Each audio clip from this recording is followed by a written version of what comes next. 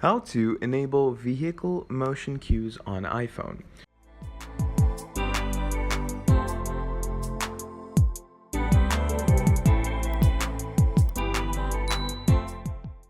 So in this video, I'm going to be quickly teaching you on how you can enable the motion cues for your vehicle on your iPhone in the easiest way. So what you're going to do is you're going to go over to your settings. Once you go over to your settings, you're going to go over to your accessibility. Now, once you go over to your accessibility, over here, you're going to go over to the motion settings. Okay, so here's motion settings. And once you're over here, you're going to go over to where it says reduce motion. All right. And once you have chosen that option, from here, what's going to be happening is you will basically turn on the vehicle motion cues.